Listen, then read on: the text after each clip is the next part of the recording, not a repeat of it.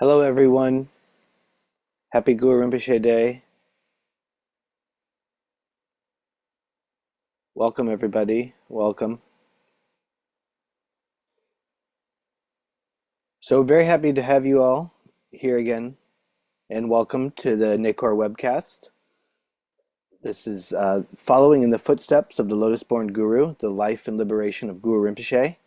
Actually, this is our seventh meeting thus far. So, for all of you that have been with us for all seven, we thank you for your continued support, and we're very happy to be able to continue to present this to you. And for those of you that are just joining us for the first time, welcome.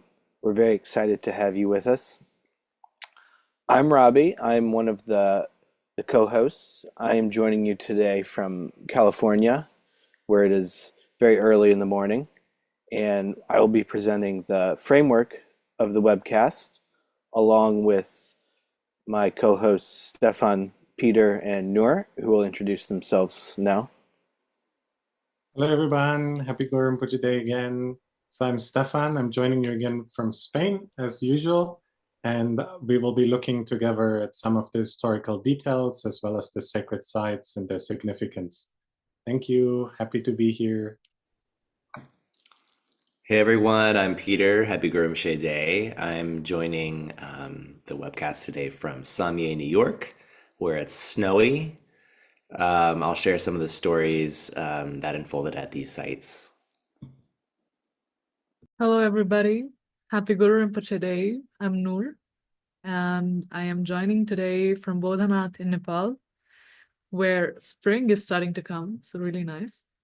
And today I will be sharing stories and quotations from Guru Rinpoche's principal biography, the Pema Kathang, with you. Welcome. So as we do every month, or before we start anything really, we'll first set our motivation by remembering the words of the awakened masters of the past. By the power and the truth of our gathering here today, may all sentient beings enjoy happiness and the cause of happiness. May they be free from suffering and the causes of suffering, and may they never be separated from the great happiness, devoid of suffering, and may they dwell in the great equanimity that is free from attachment and aversion. After setting that motivation, let us now invoke Guru Rinpoche, as we do in each webcast, just as the great masters of our time have done. In today's session, we'll invoke Guru Rinpoche using the famous Tutrung Sal mantra, chanted by Kagye Tukul Urgyen Rinpoche.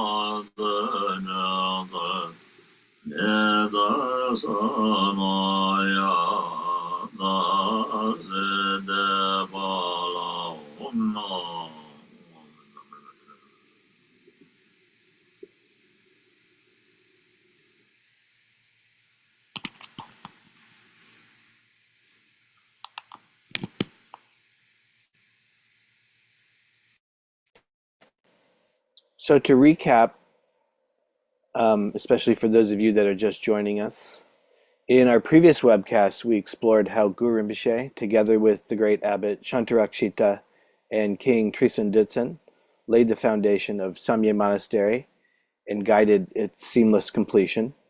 Prior to that, many of you that have been here the whole time would know we've journeyed so far through India and into Nepal, and we've now entered into Tibet. So what we're witnessing now is Guru Rinpoche's display of activity in the land of Tibet. This month, in the 12th month of the Tibetan lunar calendar, we honor Guru Rinpoche's enthronement as the King of Uddiyana. In today's webcast, we will explore how Guru Rinpoche established sacred sites, trained disciples at Samye Chimpu, initiated them into Vajrayana, and shared the complete Buddhadharma from its foundational principles to the highest teachings. As I said earlier, today's episode marks the 7th installment of our webcast series, where we've been exploring the sacred sites associated with Guru Padmasambhava and his enlightened activity in a chronological order. And if you missed any of the previous episodes, you can easily catch up. We have a YouTube channel. If you just search Nekhor in YouTube, you'll find our channel pop up, the one with the red seal of Guru Rinpoche. Additionally, our Nekhor website offers links to the Vimeo page, and on the Vimeo page you can choose which language you would like to have the webcast presented to you in. If you guys do get a chance to go back, I think the first, oh no, actually all of the episodes should be up there with all the languages on the Vimeo site. As you might notice, this is the last webcast of the Tibetan lunar calendar. Next month, we will not meet on Guru Rinpoche Day because our Nekhor team will be on site in Nepal leading a pilgrimage, which we will circle back to towards the end of today's webcast for more details. But for now, I'll turn it over to Noor, who will describe a little bit more of how we put this together every month and the support needed to do that. Thank you, Robbie. I would like to start by saying thank you to everybody who has so generously supported our last Nekhor webcast. It's solely because of this generosity that we are able to bring these teachings to life. If any of you feel that these webcasts have been meaningful to you, please do consider contributing to it. Every contribution, no matter the size, it does make a difference. Even a small donation from each viewer can help us continue sharing these teachings.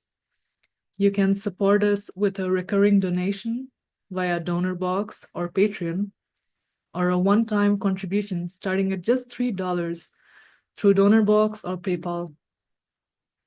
To do that, you can simply scan the QR code, which is on the screen right now, or visit samyetranslations.org/donate to give.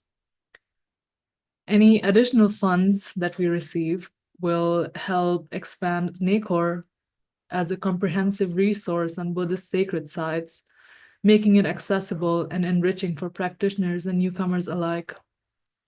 As I said previously, all of this depends on generosity of the viewers, of the participants. And so I really want to thank everybody for their support and really encourage you to continue to do so. Thank you. Thank you, Noor. So hello, everybody. To locate us again a little bit from where we have left off the last time, which I think is important to connect each month with the following stories. So last month, we really talked about the great efforts that the Dharma King Trisong Detsen and the Abbot Shantarakshita, along with lots of devoted subjects, undertook to bring the Buddhadharma to Tibet. Here with the repeated invitations of Guru Rinpoche, which you can also see in some ways as testing the faith, but also preparing the disciples to open their heart, to see the importance of what is coming, and to be ready.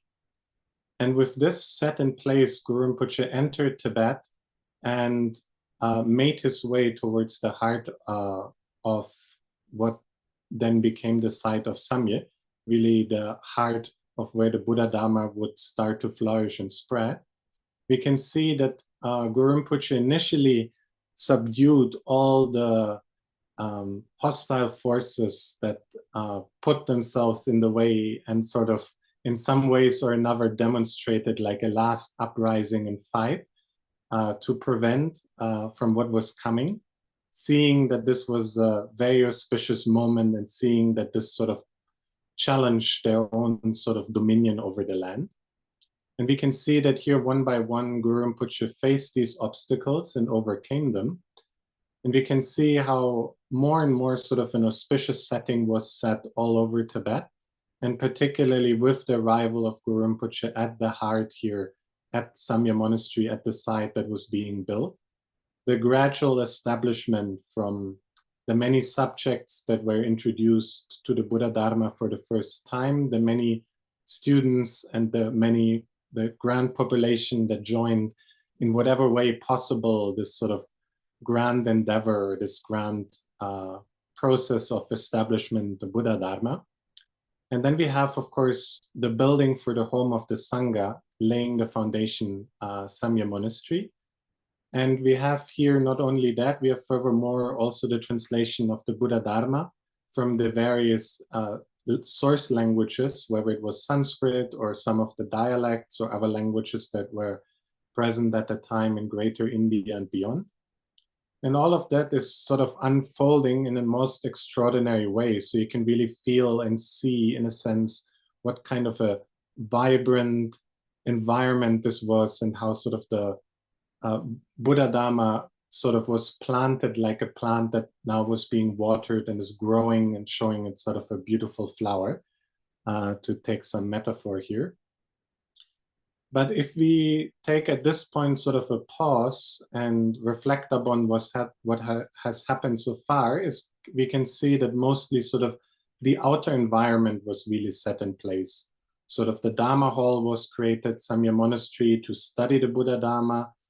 We can see that disciples joined the lay Sangha as led by Guru Rinpoche and given sort of the tantric vows, but also the monastic Sangha, as for example, Abbot Shantarakshita transmitted the lineage of the monastic tradition to Tibet. But one key factor really that lies ahead and which becomes now the main topic of today's talk is the transmission of what is usually called the Dharma of realization.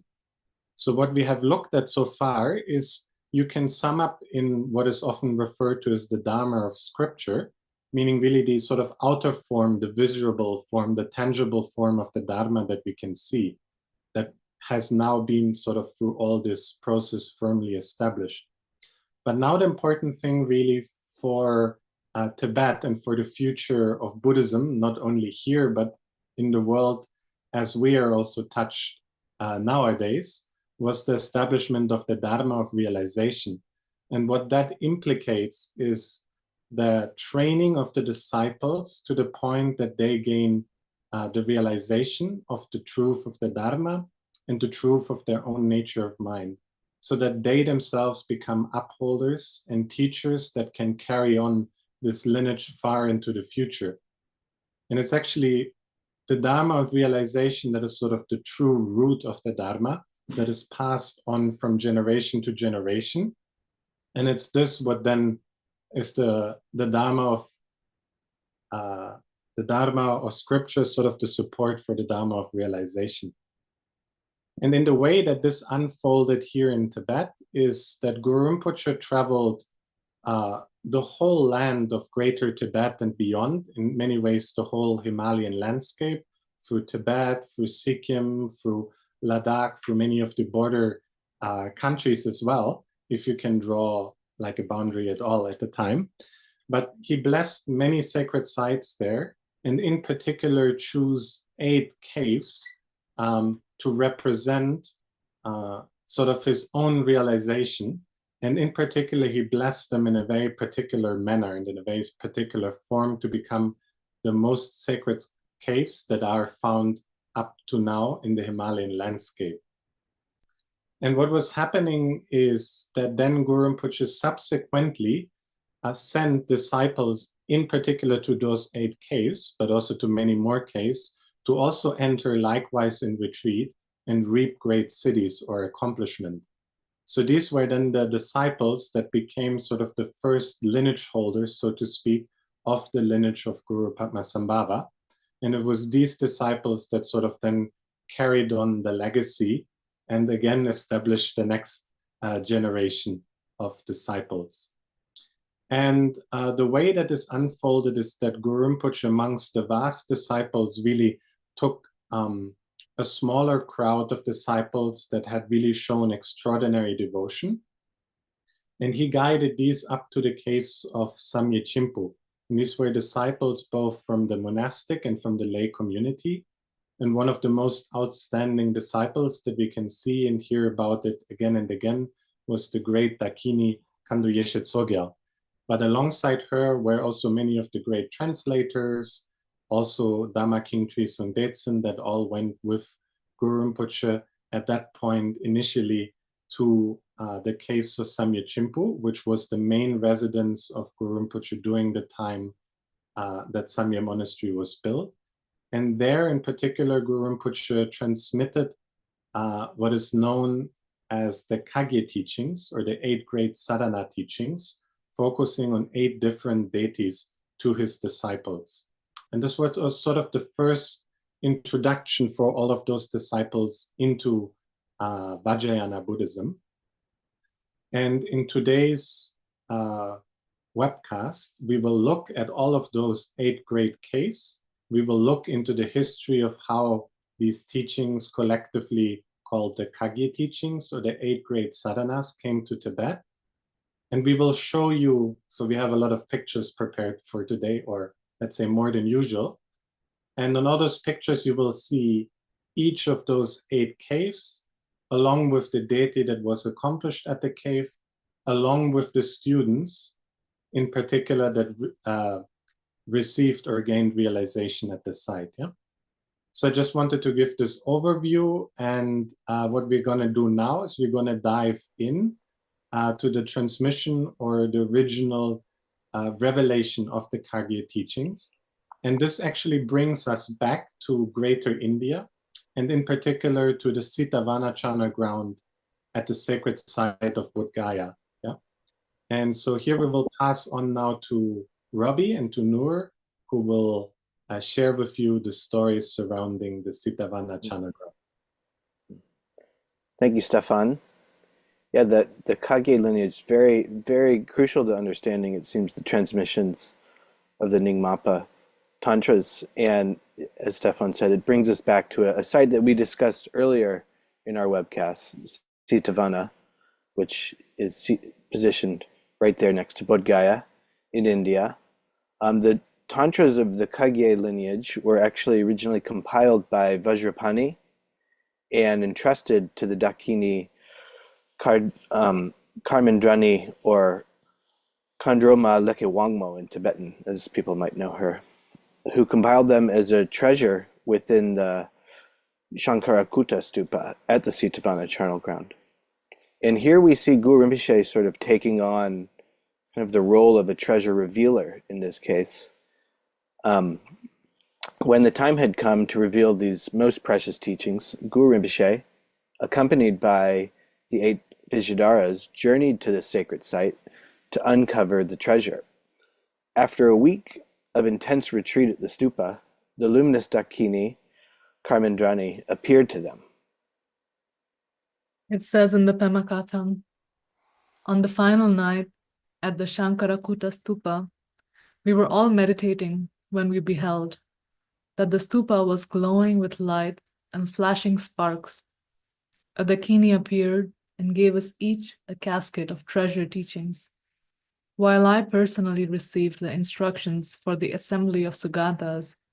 Each master also received a mandate of their own.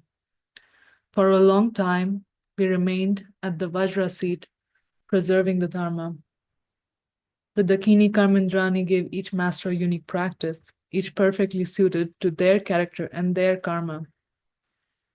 She gave a gold casket containing the practice of Chemchok Heruka to Vimalamitra, a silver casket containing Yangda Heruka to Humkara, an iron casket with Yamantaka to Manjushri Mitra, and a copper casket containing Hayagriva's practice to Nagarjuna Garbha.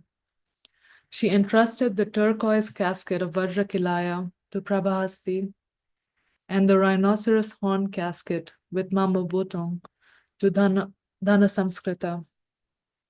She gave a casket fashioned from agate containing the sadhana of Jigten Choto to Rambhuguya Devachandra, and a casket made of Z stone holding the sadhana of Mopa Draknak to Shantigarbha.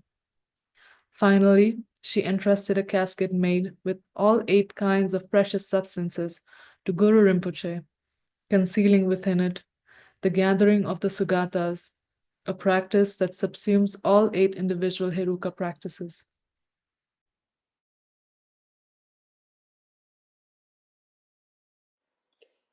Guru Rinpoche, along with the other Vijayadharas, eventually mastered each of these 8 great sadhana teachings, becoming the first human masters to do so. And amazingly, Guru Rinpoche was able to receive the lineages of each of these sadhana practices and was able to embody the entire Kagye lineage. These teachings have been passed down in an unbroken lineage to this present day, so it's really quite amazing that we have this still intact in our world through the blessings of Guru Rinpoche and the other Vijayadharas. Here again, to break that down a little bit and give a little bit more background.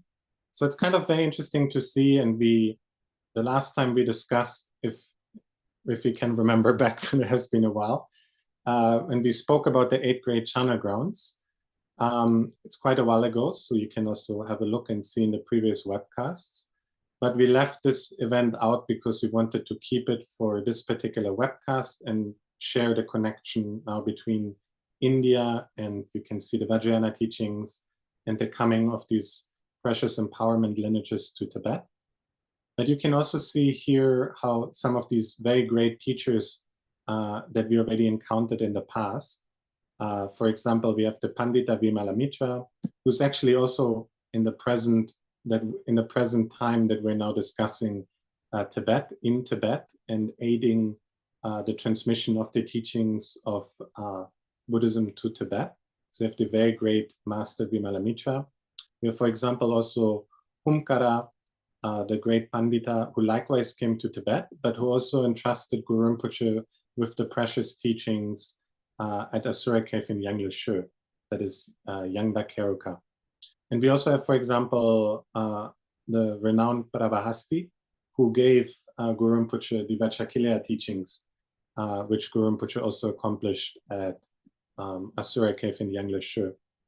And while the names of these deities may sound a little bit unfamiliar to us, the way that, for example, we receive them nowadays is that all of these practices have very specific pith instructions. Yeah? And what happened is that afterwards, the great masters following Guru Rinpoche, as well as through the teachings of Guru Rinpoche himself, have extracted and decentralized many of these pith instructions, and again transformed them in sort of new scriptures and texts. So we can really see that the way that these practices touch us nowadays, while we might not have heard of a specific deity or practiced one of these specific deities, that we receive them and practice them in many ways through these pith instructions related at that time to these various deities and forms. Yeah? So in many ways, we are connected in a very interesting manner to these original teachings, just to point out this sort of connection, hopefully, over these many generations. And here we can also interestingly see that at the time, Guru Rinpoche, as well as these 8 great masters, went to the 8 great Chana grounds, which was also the subject of one of our earlier webcasts, and accomplished these practices there. And of course, there were, again, many more sites within Greater India where these practices were practiced and where accomplishment were gained. but we can see in some ways you can call, for example, these 8 great Chana grounds, and in particular Sitavana, as sort of the gateway through which Vajrayana entered into this world and was then disseminated throughout the world. So similarly, in a sense, you can say this sort of a mandala that these 8 great Chana grounds forms is now transported to Tibet and established as well. And in a sense, you can also see these 8 great caves that we're now talking about as sort of the entrance gates through which then Vajrayana entered Tibet and through sort of which Vajrayana was accomplished. So you can see this sort of very beautiful, almost transitioning of sacred sites and reopening them and blessing them to be the same. And similarly to Sitavana being the principle of the sacred sites of the Chana grounds in Greater India, we have the cave of Samye Chimpu, which was sort of the most supreme among them. And here we have an image of Samye Chimpu. But Guru Rinpoche moreover blessed these sacred sites to become identical to the 5 qualities of awakening. And as described in the Pema Katang, Noor will now share with you a list of all of those 8 caves and how they relate to the awakened qualities of Guru Rinpoche. So Drak Yangdzong represents the Guru's awakened body. Samye Chimpu represents the Guru's awakened speech. Lhodrak Kharchu represents the Guru's awakened heart. Yarlung Sheldrak represents the Guru's awakened qualities. Zong represents the Guru's awakened activity. And then the 3 additional caves complete the network of 8. They are Yarla Shampu, Paro Taksang, and Samye Yamalung. This is what is said about it in the Pema Katang. Thank you. So don't worry about the names right now. We will go through them again one by one, but it's also just here to give the overview. And very fittingly, as Samye Chimpu is sort of the center in the sort of mandala of sacred sites, Guru Rinpoche blessed us through his awakened speech, which also symbolizes the transmission of the Dharma teachings. So it was actually the empowerment into the Kagye mandala he gave here at Samye Chimpu. And he also blessed this particular site through the practice of Hayagriva, which we will see shortly. And it was through this Hayagriva is connected to the Lotus family and also to the awakened speech of the Buddhas.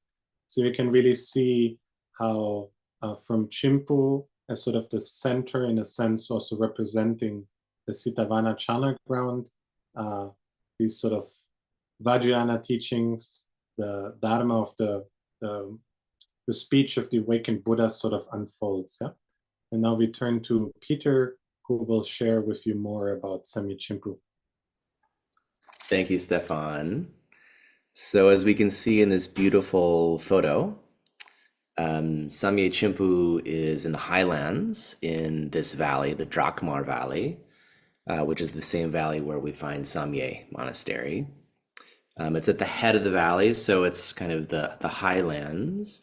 And from here, you can find waters flowing down into the valley to Samye, into the river below. You can find various kinds of aromatic herbs. It's a very kind of beautiful place. The Pema Katang describes it as beautiful as a blossoming lotus. So there's many caves here. There's a whole complex of caves, and Guru Rinpoche practiced in many of these caves. Each has its own kind of history, but the spiritual center of this complex of caves is Drakmar Keutsang, which could be translated as the treasure nest of Drakmar. And this is the cave where Guru Rinpoche transmitted the Kagye teachings to his disciples.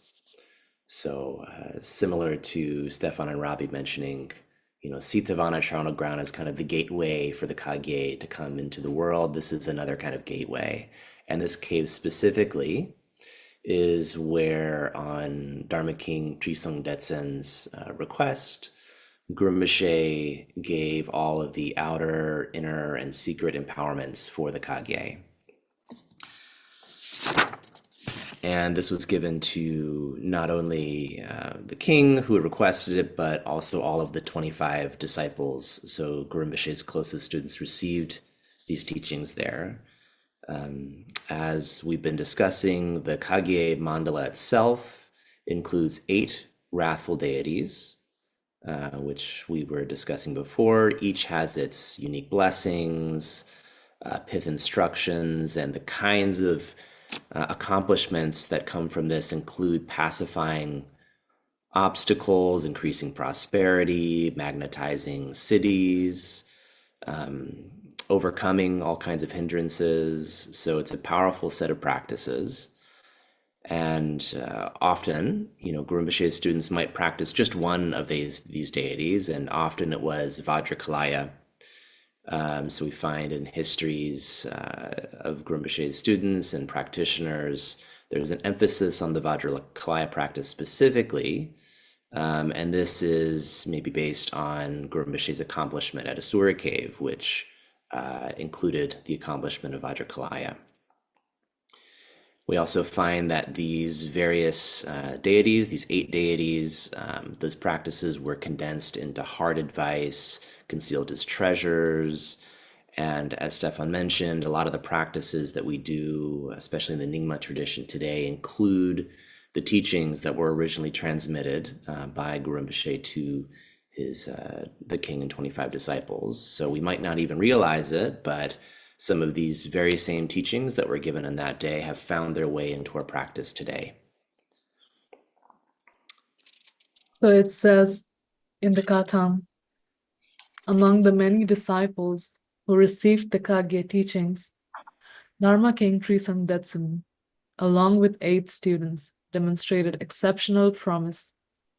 These 8 were Gyalwa Chokyam, Nupchen Sangye Yeshe, Namkhe Ningpo, Nyap Nyana Kumara, Khandro Yeshe Tsogyal, Palgi Yeshe, Palgi Senge, and Varuchana.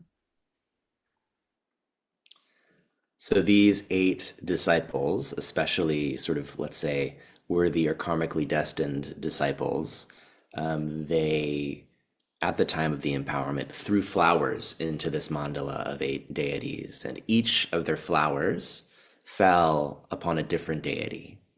And what that meant was that this particular deity would be their karmically destined yidam practice, their main practice. So each of these 8, learned what their practice would be, and based on this, Guru Rinpoche sent them to the caves that were especially conducive to that particular practice. So there's 8 caves, which we've been discussing, and each of those 8 caves had been blessed by Guru Rinpoche to be particularly potent for the practice of a particular yidam. So based on this, this empowerment, based on this instruction from Guru Rinpoche, the 8 disciples were sent out to the 8 caves. And based on their realization there, they became known as the 8 Vidyadharas of Tibet. So similar to having the 8 Vidyadharas of India, we now have in Tibet the establishment of 8 Vidyadharas. So this is kind of almost an emanation, a reflection, an establishment really of the realization that we found in India of these great masters of India now in Tibet. So here we can see an image in front of us. So to the left, we have the Kagye mandala. As you can see in the center, the main deity there, I think Chimcho Karuka, if I'm not wrong, surrounded by the 8 Kagye deities. And then in the center, we have Guru Rinpoche, and this is a beautiful tanka with the 25 disciples pictured. And then to the right, we have Guru Rinpoche in his form inseparable from the Kagye deities, from the 8 wrathful deities, known as Kalden Drenze. This is it could be translated as the guide to the fortunate, and this is a form of Guru Rinpoche we hear praised in the Barche Lamsel prayer, the famous Barche Lamsel. If you could read that, Nor. So in the Barche Lamsel, it's said as follows: when you practiced at Samye Chimpu, you repelled all harmful circumstances and granted siddhis.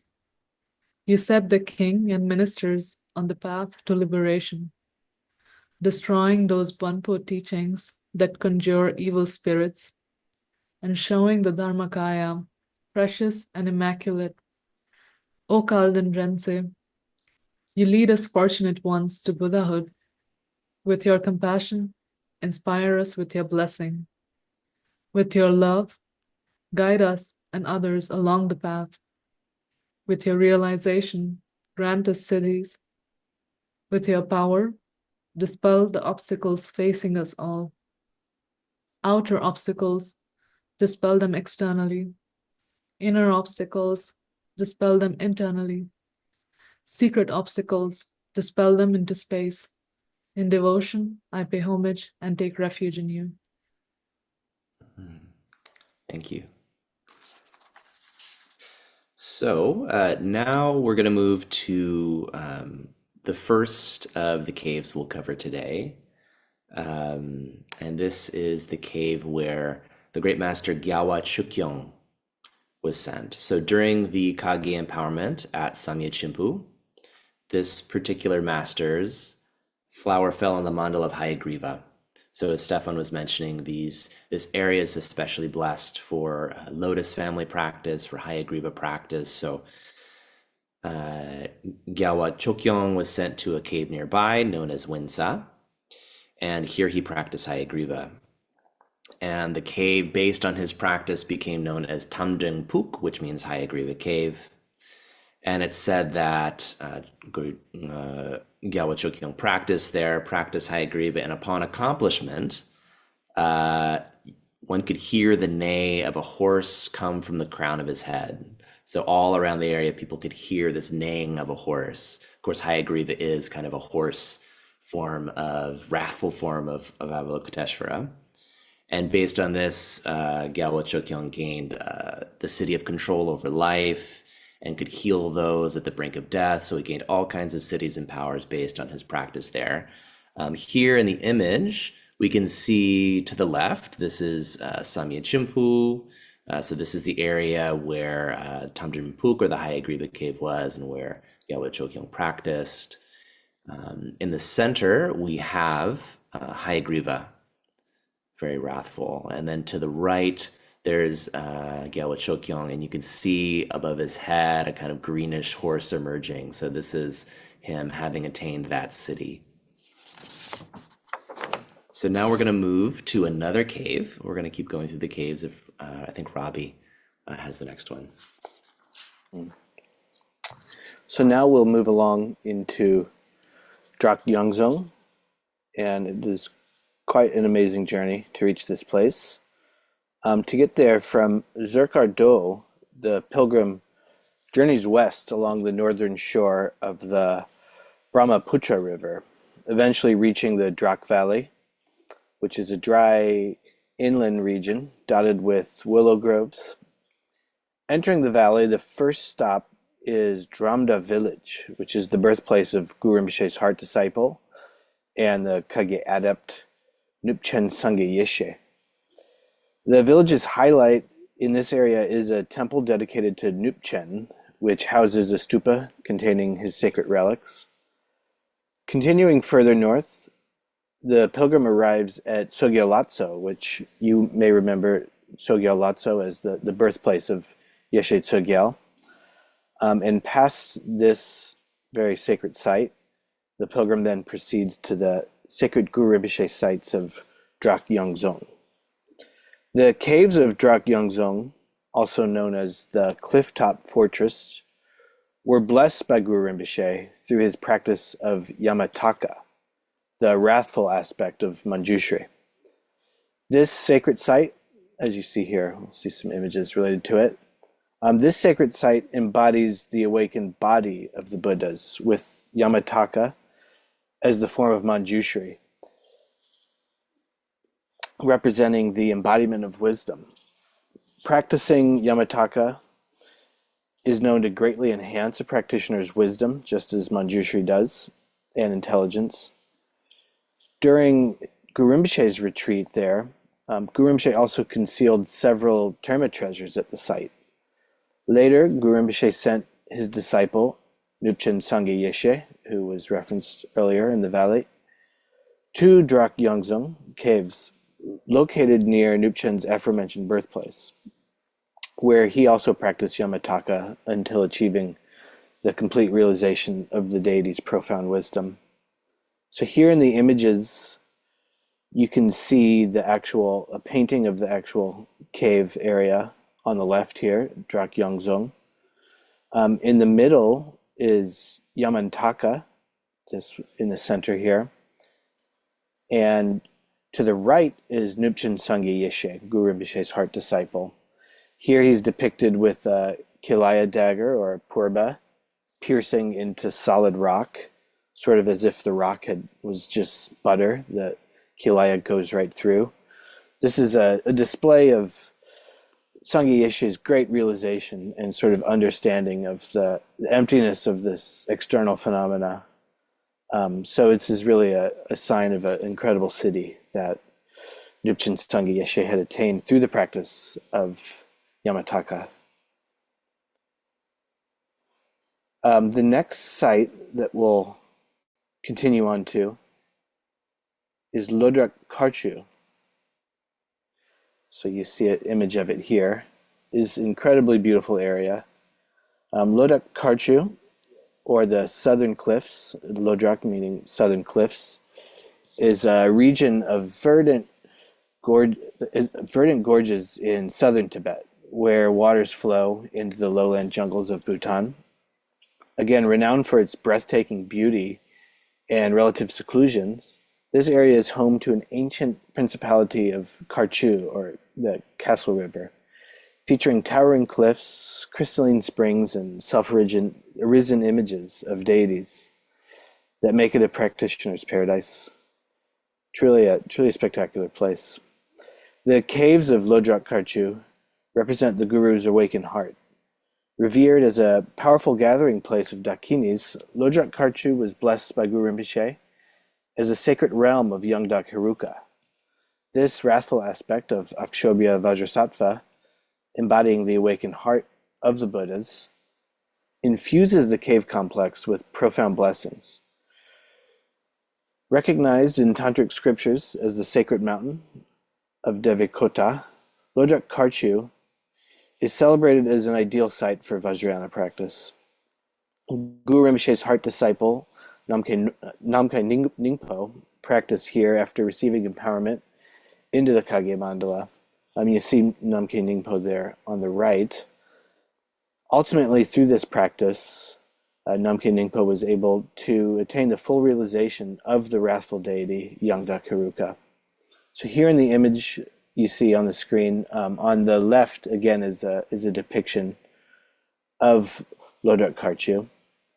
In the middle you see the primary deity, Young Dakharuka, and to the right is Namkha Ningpo, who became renowned for being able to fly miraculously through the sky, riding on just the rays of the sun. So here he's depicted on a sun ray towering over this auspicious site. So some truly miraculous accomplishments attained through these Kagye deities. So moving on, Stefan will present yet another cave of attainment, Yarlung Sheldrak. Okay.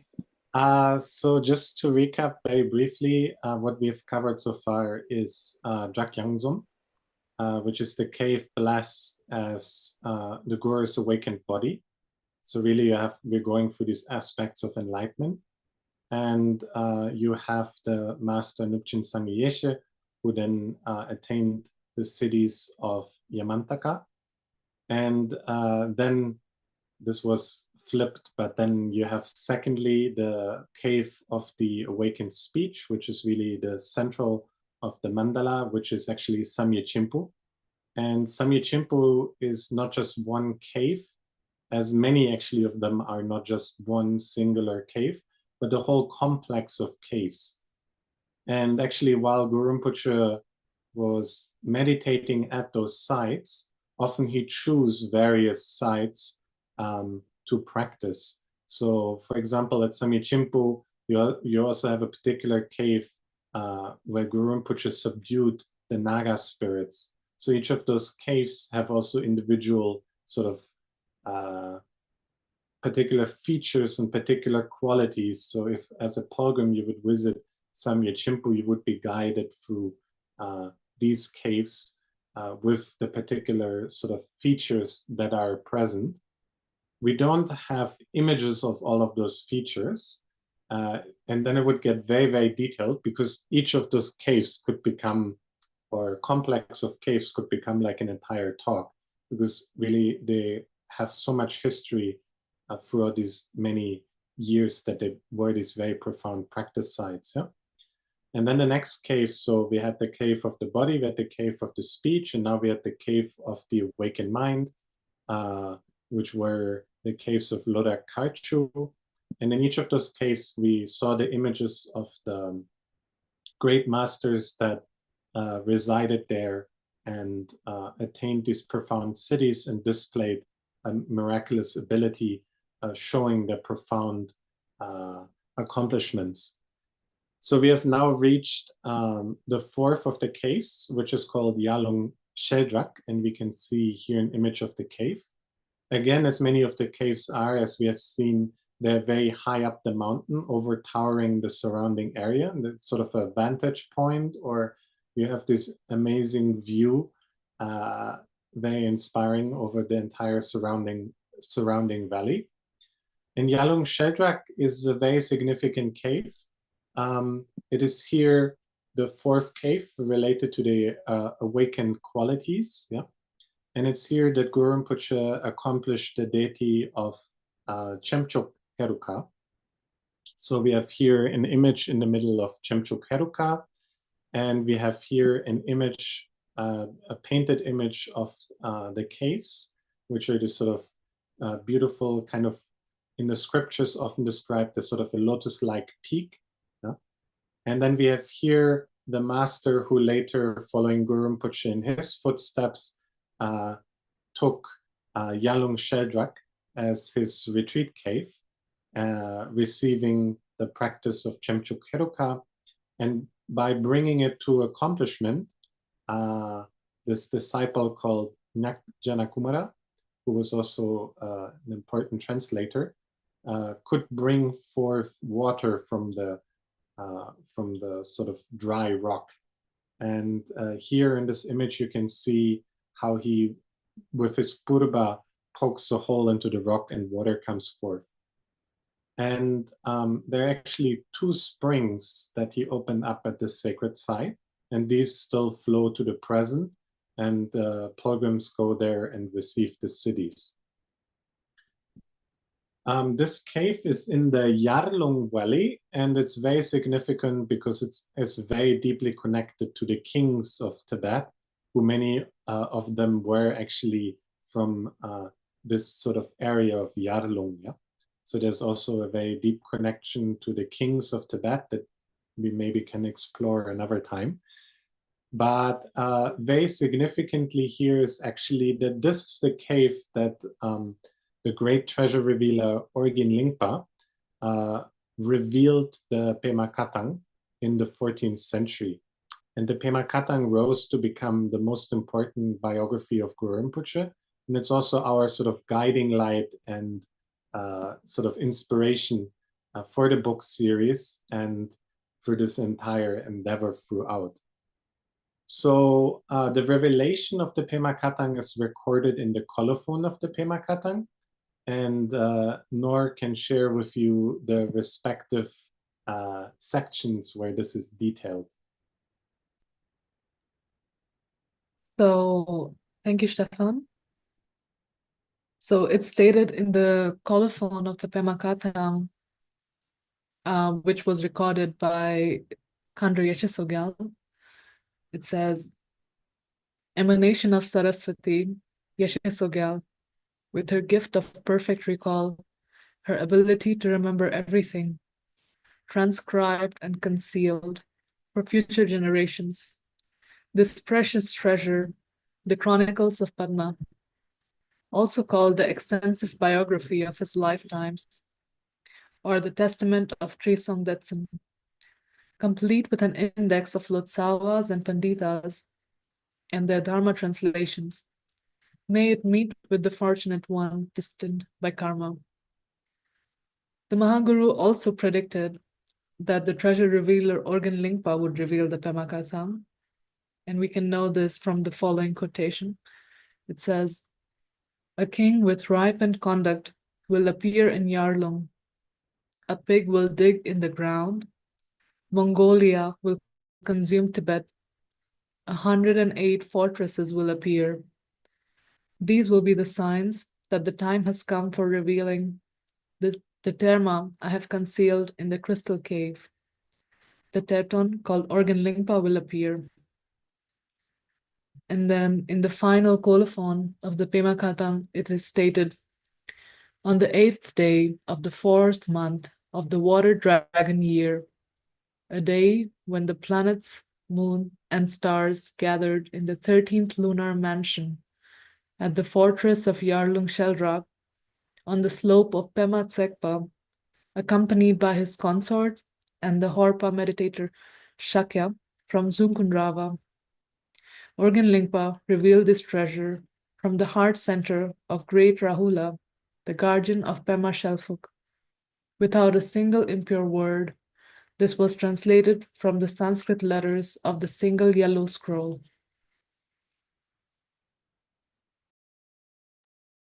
So very beautifully, what we can see here is, first of all, the colophon that Khandra Yeshe Tsogyal composed herself. So adding to, so she was present when the Pema Katha was recounted by Guru Rinpoche, and she served as a scribe, noting down the precise words of Guru Rinpoche. And then she herself hid this profound treasure at the cave of Yarlung Sheldrak. And here this biography received several names, which we have heard. And then we have the Mahaguru's prophecy, which is usually very hard to translate because it's kind of quite cryptic, because it references a very particular time in the future that this treasure is ripe to reveal. And the way that the prophecies are given is by sort of pointing out various circumstances that are then deciphered actually at the time by the treasure revealers themselves, seeing that then the time is ripe. Yeah? And then it also describes the sacred site.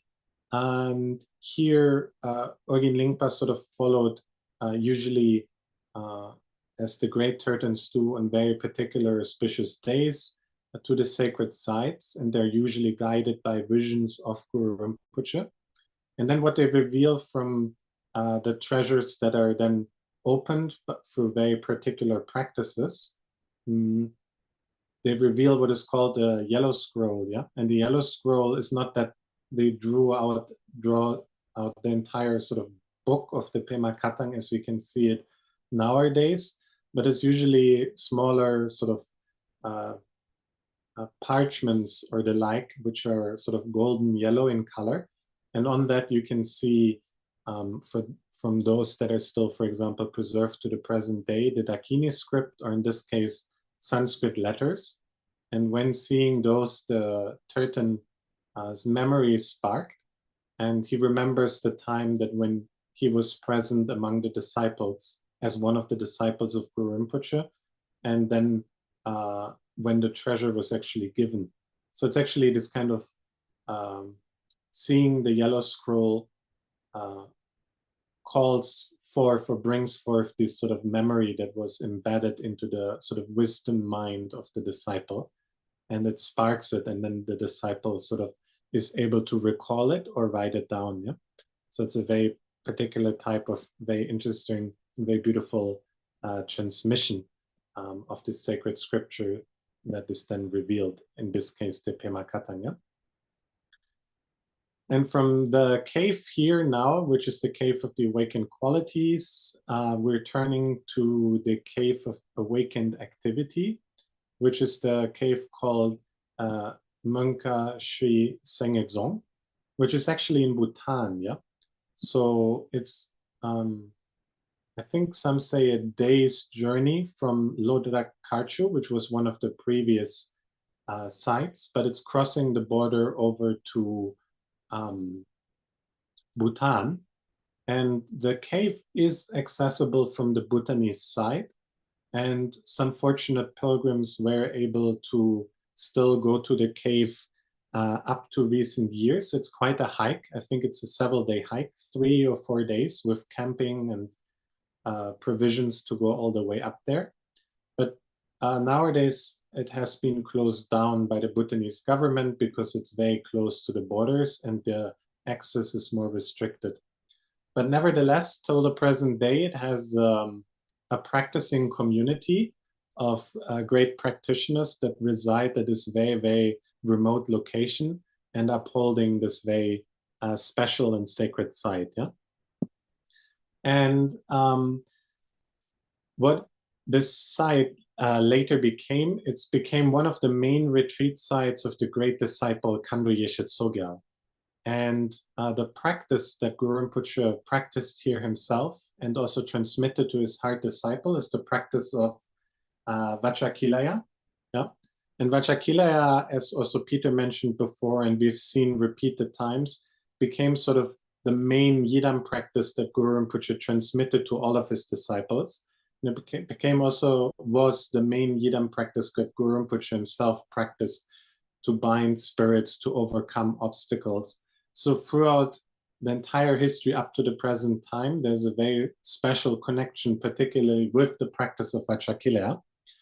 And here we have this great wisdom Dakini who now receives the special transmission. And Khandro Yeshe Tsogyal received these transmissions on many, many occasions. But the histories recount one very particular occasion when Khandro Yeshe Tsogyal received the practice of Vajrakilaya from the Mahaguru, actually alongside her disciple called Arya Saleh, another Bhutanese disciple that joined her at Sengedzong and other sites called De Wangmo, and a queen who was named Changchupmin. Yeah. And on one occasion, while Khandro Yeshe Tsogyal was gathered with her disciples and also wanted to ensure that her disciples received this profound empowerment, they requested it from Guru Rinpoche. And Nor can share this passage, how it unfolded. So at this particular moment, the Mahaguru manifested the mandala of Vajrakilaya in the sky for everyone to see, and he asked, "From whom do you wish to receive the empowerment of Vajrakilaya? From the wisdom deities directly, or directly from me?" To this question, the queen replied, "Although you are the supreme Guru, since the wisdom deities have come here in actuality, I would like to receive the empowerment from them."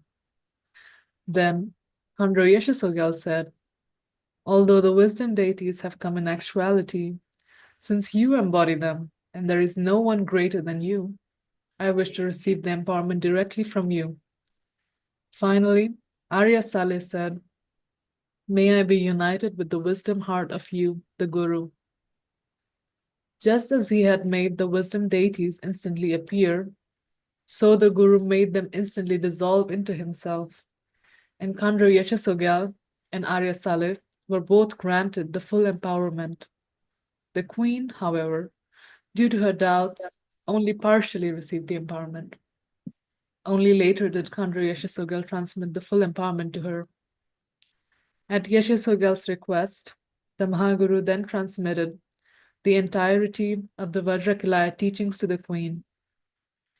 Guru Rinpoche gave Yeshe Tsogyal additional teachings and practices, instructing her to hide them as Terma treasures for future generations, concluding with the words, "I have entrusted all the Vajrakilaya teachings in their entirety to you, my dear Tsogyal." Subsequently, Thandro Yeshe Tsogyal transmitted these teachings to Arya Saleh and other disciples. And thus the lineage that had begun with Mahaguru's oral instructions was continued and kept alive throughout the generations, and it still persists today. Then, accompanied by her students, Arya Saleh and Devangmo, they went on the arduous journey to Mongkhan Nering Sengezong, where they entered retreat. Immersed in Vajrakilaya practice, Yeshe Tsogyal maintained unwavering focus despite disruptions from malevolent spirits and demons. These entities attempted to break her resolve through seductive and wrathful illusions, yet her steadfast concentration and deep detachment dispelled these deceptions. Recognizing all beings, even the malevolent ones, as a product of karma, her compassion grew and her realization deepened. But the demons and spirits continued to obstruct Yeshe Tsogyal undeterred. They used all means available, including inciting the local inhabitants against her. Mun, the region where she was staying, was beset by calamities and darkness. Despite their confrontations and attempts to harm her, the wisdom Dakini sat unmovingly in Vajra posture, unperturbed by all obstacles, just as Buddha Shakyamuni had done in Bodh Gaya and the Mahaguru at the Asura cave. She was deeply immersed in the practice of Vajrakilaya, and through that, the wisdom Dakini was able to overcome all obstacles, letting them subside like clouds after a storm. And thus she reaped the crystal clear sky of accomplishment. Ultimately, her practice transformed the land. The darkness lifted, prosperity returned, and harmony was restored. The spirits who had opposed her pledged their support, vowing to safeguard her teachings, while the locals, moved by her indomitable spirit, sought forgiveness and guidance. Emerging from this cave in Sengezong completely transforms Khandro Yeshe Tsogyal, and she achieved the highest realization to date for her, and she was ready to continue her work for the benefit of all beings. After this episode, she met with Mommo Tashi Kidron, who is the activity emanation of Vajravarahi and who was destined to become Guru Rinpoche's fifth spiritual consort. She was called such because she was born in the Mun region of Bhutan. She was the daughter of a local king. Kidron met Yeshe Tsogyal when Yeshe Tsogyal was meditating in Sengezong in northeastern Bhutan. She had great faith in Yeshe Tsogyal, and she visited her regularly with offerings of food and drink. Khandro Yeshe Tsogyal accepted her offerings with great joy, and it was not long before Kidron became another one of her disciples. Over the span of her stay at Sengezong, Yeshe Tsogyal gave Kidron many teachings and empowerments. And later, when Yeshe Tsogyal concluded her retreat at Sengezong in extraordinary fashion, Tashi Kidron's father realized what an exceptional being Yeshe Tsogyal was and gave his permission for his daughter to go with her and leave. And this is how Tashi Kidron of Mun joined Khandro Yeshe Tsogyal on her enlightened quest. And not long after this, seeing that Monmu Tashi Kidron showed great potential Yeshe Tsogyal introduced her to Guru Rinpoche. And Guru Rinpoche saw that the girl possessed all the marks of a spiritual partner, and he took her as a consort for the practice of Vajrakilaya. In this way, Tashi Kidron particularly joined him in the task of subjugating harmful spirits and hiding Terma treasures. And indeed, as the activity manifestation of Vajravarahi, Tashi Kidron became Guru Rinpoche's activity consort and helped him secure the Dharma for future generations. So here on this slide, you can see on the right side is Guru Rinpoche surrounded by the king and the 25 disciples. And on the right, Khandro Yeshe Tsogyal is shown attaining great siddhis through Vajrakilaya during her retreat at Sengezong, with Monmutashi Kidron and standing beside her on the right.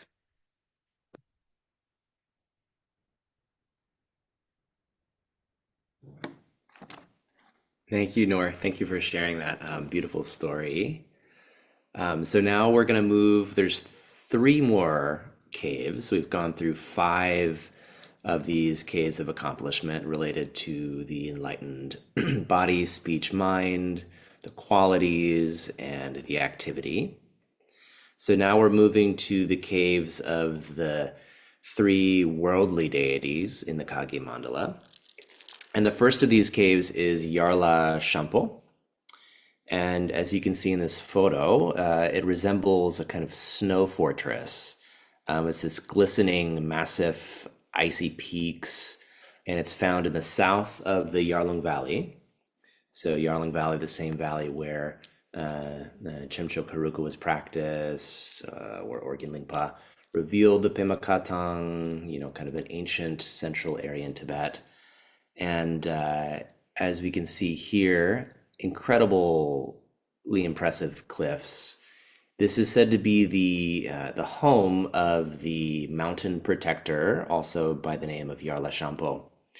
And Guru Rinpoche actually traveled here before sending his disciple to tame the deity Yarla Shampo.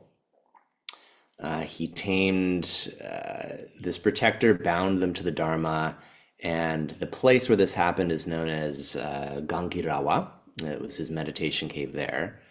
And in that way, he sort of established this as a site where he would send his future disciple, Drokmi Palki Yeshe, to practice Mamo Butong. So you see here to the left, we've got Yarla Shampo, the meditation site there. In the center is this Mamo Butong deity, and then to the right, Drokmi Palki Yeshe. And so Guru Rinpoche had already practiced Mamo Butong here, and then he sent his disciple to practice and accomplish as he had. And through the practice, his disciple was able to summon the mamos, these kind of female elemental spirits, these sort of worldly deities, and direct them to his will. So we're going to move now to the next cave of Paro Taksang. And so you can see here, beautiful photo, this incredible spot. It's one of 13 caves where the Mahaguru manifested as Dorje Drule. You can see Dorje Drule to the left, Wild Vajra Wrath. This is a form of Guru Rinpoche where he is conquering the fiercest demons, shattering even the strongest of conceptual thoughts. So it's an incredibly powerful, wrathful form of Guru Rinpoche. And of the 13 caves where Guru Rinpoche is known to have practiced and manifested in this form, Paro Taksang is considered central among them.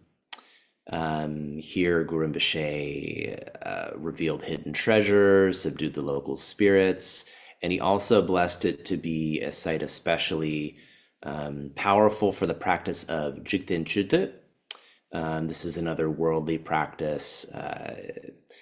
And he sent his disciple Langchen Palki Senge to Paro Taksang to do this practice. Remember that each of these 8 sort of especially worthy disciples, their flowers fell in the Kagye mandala. This practitioner, Longchen Palki Senge, their flower fell in the Jikten Chute part of the mandala. And so he was sent here, and you can see a beautiful painting of Parotaksan to the left. To the center, we have Jikten Chute. And through the practice of Longchen Palki Senge, who was also a really renowned translator, he was able to gain control over the 8 classes of spirits, these kind of worldly spirits. And it is said through his practice, while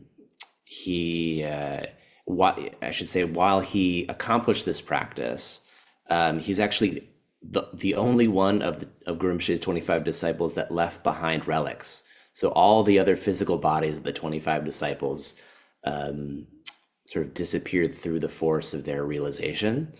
Longchen Palki Senge's relics remained, and so his relics were actually enshrined here at Parotaksang. And so moving along to the final cave for today, the cave of Samye Yamalung, also known as Drakmar Yamalung. So as you could tell, this is in the vicinity of Samye, or the Drakmar Valley. And this is the site where the Mahaguru accomplished Mpa Draknga, which is a kind of maledictory, fierce mantra practice, another worldly practice. And again, this is a practice where we have Vajrapani, and this is true for all the 3 worldly practices. Vajrapani, Buddha is manifesting in this sort of worldly form to tame worldly spirits. This is the site also where Lochen Vairochana, the great translator, was sent.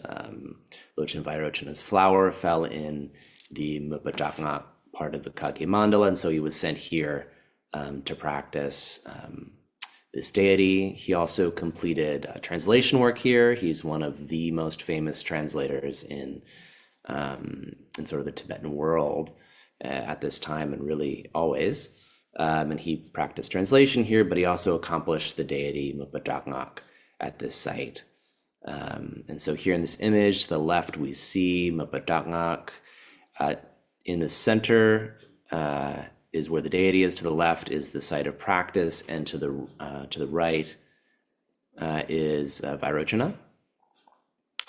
And through his realization here, his city was that his wisdom expanded to encompass all aspects of knowledge. So he essentially became omniscient.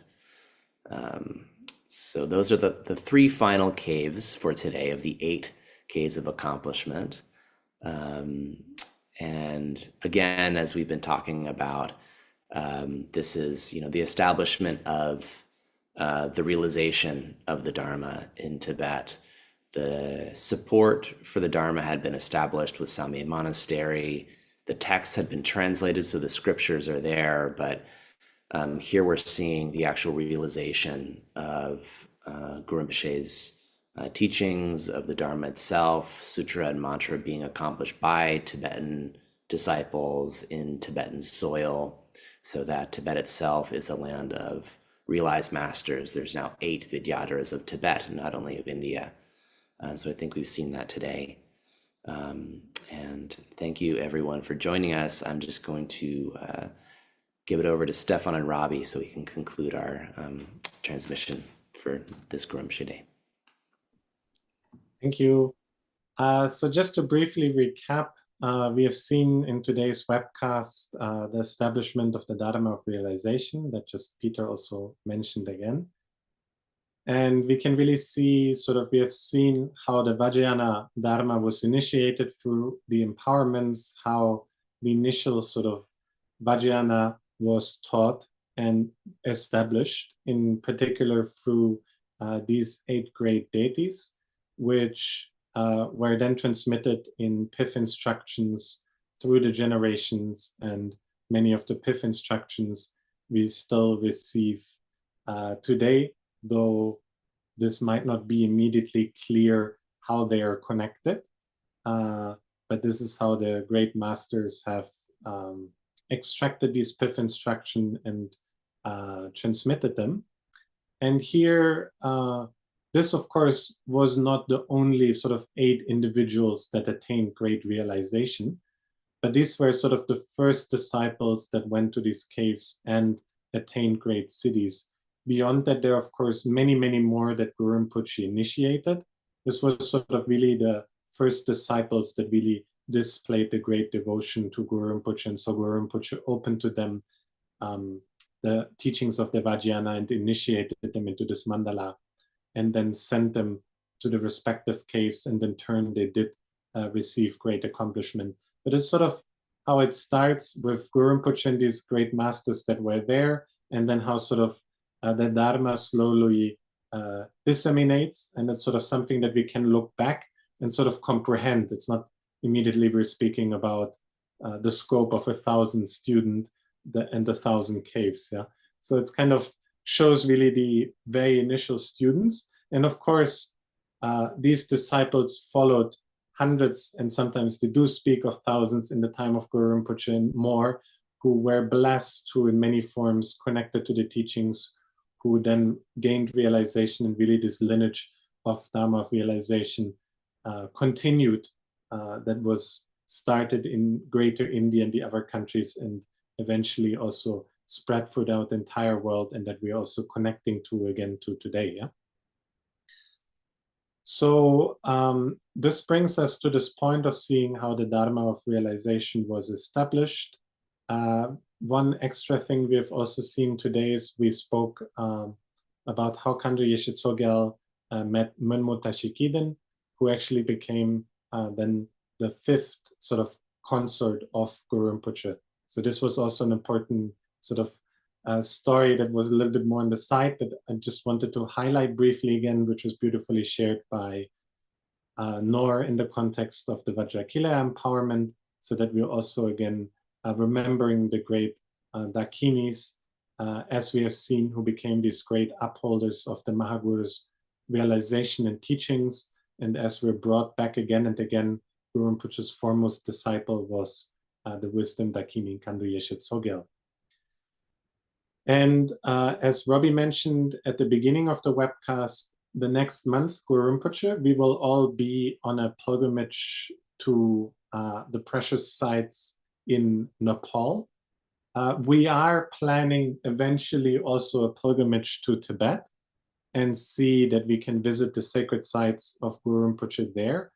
But this takes a little bit further planning, and is something that we will envision in the coming years. So please also stay tuned. But for anybody who still wants to join us, there's a few seats left. So please do, in case you're more the spontaneous, how to say, make more spontaneous plans. There's still the possibility to come. And with this, I'll turn to Robbie to conclude our today's webcast. Thank you so much. Okay, thank you, Stefan. Thank you, Peter. Thank you, Noor. And thank you, everybody, for joining us here again. Yeah, as Stefan said, we will take next month off, and we really hope, if possible, that we can see you in Nepal, but we understand it is quite a far journey. But yeah, for those of you that perhaps it's not such a far journey, if you're already in Asia, consider joining. As Stefan said, we do have a few spots left, and it is really a wonderful opportunity. I mean, obviously we can visit these sites on our own, but there's something quite different about visiting these sites as a group, as a sangha, led by lamas with some connection, deep connection to the lineage of Guru Rinpoche. It's quite a rare opportunity, and at each of the sites we will practice practices that were hidden and revealed by the lineage of Guru Rinpoche. So it will be an amazing way to connect these stories that we've been talking about, and bring them really directly into our experience, and allow these blessings to kind of penetrate more deeply. So if you're able to make this trip, that would be wonderful. But if not, you can also donate to the pilgrimage as well by just simply donating to Nekhor, and we will dedicate your offerings to the various sites that we visit as well. The next announcement is in relation to the books, the Guru Rinpoche books. As we've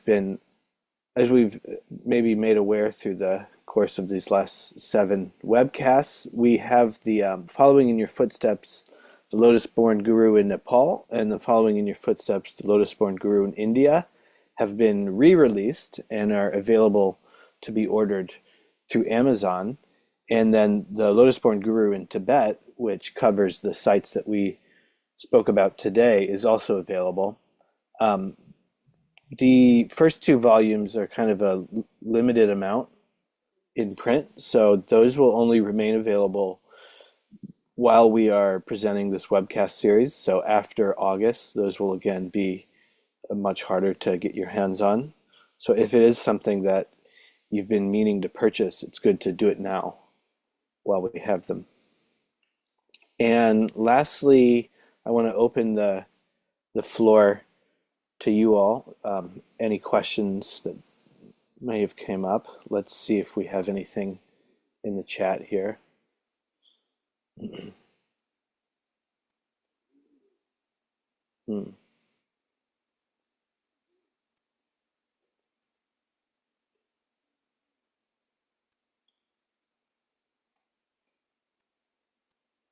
Yeah, if there's any questions, you can write them in the chat now.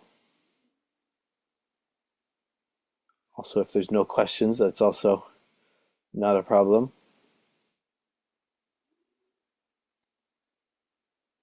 And again, I just want to, as we're kind of considering our questions, thank everybody for coming out. It's really been very amazing to see the number of people that have continued to join us here all the way, more than half a year into this journey.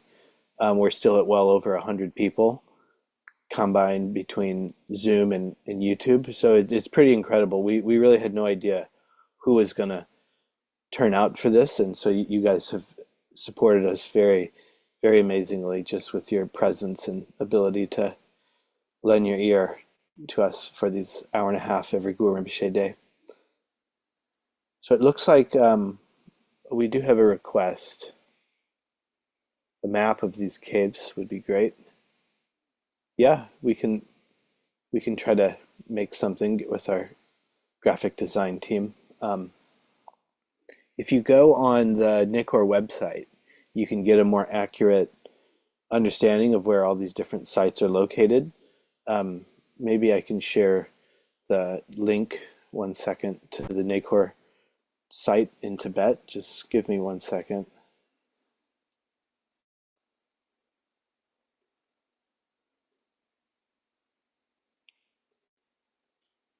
So I'm going to post just a link to where you can discover more of these sites here. And forgive us, our website, we've tried our best to develop it and be as user-friendly as possible, but it is still kind of a homemade project, and we are working to develop it with professional web developers. So I sent you 2 links here in the chat. One of them is a general overview of the sites in Tibet, and then the second link starts with Drak Yangdzong, and from there you can explore all the different sites we've highlighted for the Guru Rinpoche in Tibet.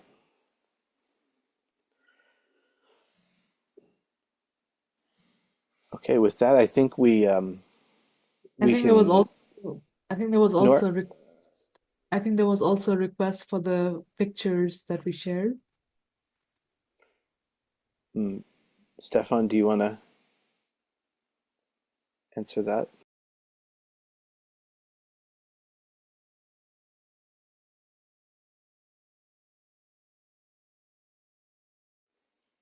Most of these pictures that we're sharing in the slides, we're really not able to share too publicly, just as a copyright thing.